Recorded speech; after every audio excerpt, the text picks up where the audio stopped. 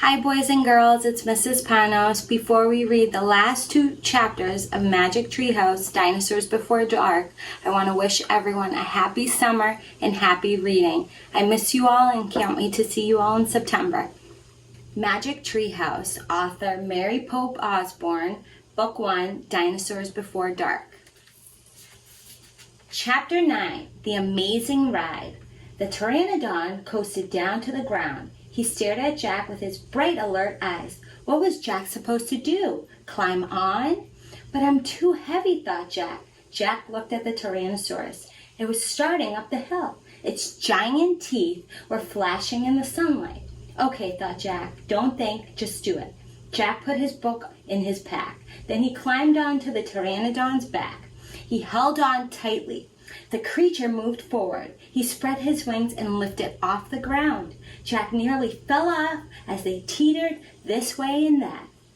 The Pteranodon steadied himself and rose into the sky. Jack looked down. The Tyrannosaurus was staring up at him and chomping the air. The Pteranodon glided away. He sailed over the hilltop and over the valley. He circled above all the duck-billed dinosaurs and all the nests filled with babies. Then the Pteranodon soared out over the plain, over the Triceratops. He was grazing in the high grass. Jack felt like a bird. The wind was rushing through his hair. The air smelled sweet and fresh. Jack whooped and laughed. He couldn't believe it. He was riding on the back of an ancient flying reptile. The Pteranodon sailed over the stream and over the ferns and bushes. Then he carried Jack down to the base of the oak tree. When they came to a stop, Jack slid off the creature's back and landed on the ground. The Pteranodon took off again and glided into the sky. Bye, Henry, called Jack. Jack, are you okay? Annie shouted from the treehouse. Jack pushed his glasses into place. He kept staring at the Pteranodon. Jack, Annie called. Jack looked up at Annie. He smiled. Thanks for saving my life, he said. That was really fun.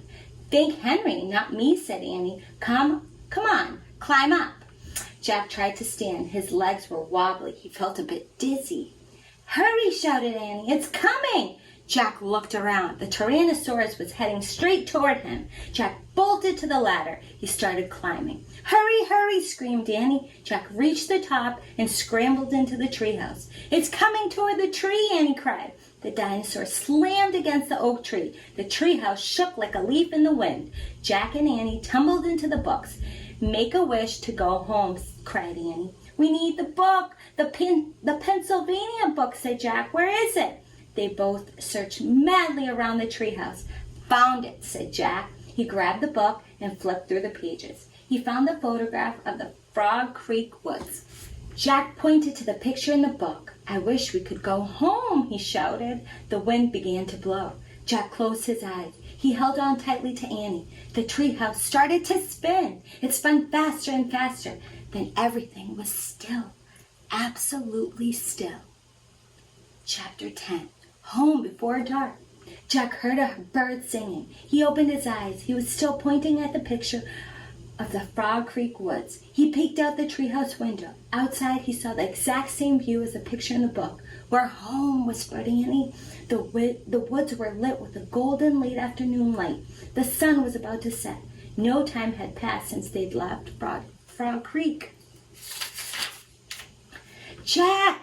Annie! A voice called from the distance. That's Mom, said Annie. Jack saw their mother far away. She was standing in front of their house. She looked tiny. Annie, Jack, she called. Annie stuck her head out the window and shouted, Coming!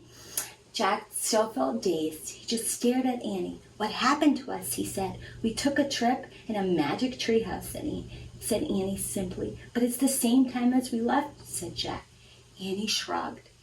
How did it take us so far away, said Jack, and so long ago? You looked at a picture in a book and said you wished we could go there, said Annie, and the magic treehouse took us there. But how, said Jack, and who built this magic treehouse? Who put all these books here? A magic person, I guess, said Annie. Oh, look, said Jack, I almost forgot about this. Jack reached into his pocket and pulled out the gold medallion. Someone lost this back there, he said, in Dinosaur Land. Look, There's an M on it. Annie's eyes got round. You think M stands for magic person? She asked. I don't know, said Jack. I just know someone went to that place before us. Jack, Annie, their mom called again. Coming, Annie shouted again. Jack put the gold medallion back in his pocket. He pulled the dinosaur book out of his pack and put it back with the other books. Then he and Annie took one last look around the treehouse.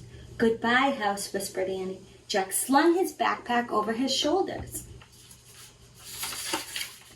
Annie started down the rope ladder. Jack followed. Seconds later, they hopped onto the ground and started walking out of the woods.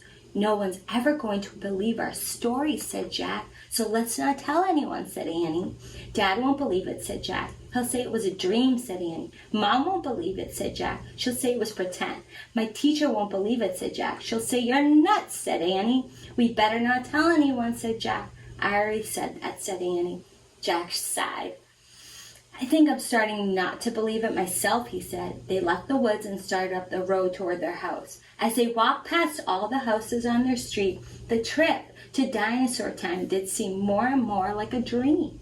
Only this world and this time seemed real. Jack reached into his pocket. He clasped the gold medallion. He felt the engraving of the letter M. It made his fingers tingle. Jack laughed. Suddenly he felt very happy. He couldn't explain what had happened today, but he knew for sure that their trip in the magic treehouse had been real. Absolutely real. Tomorrow, Jack said softly, we'll go back into the woods. Of course, said Annie. And we'll climb up to the treehouse, said Jack. Of course, said Annie.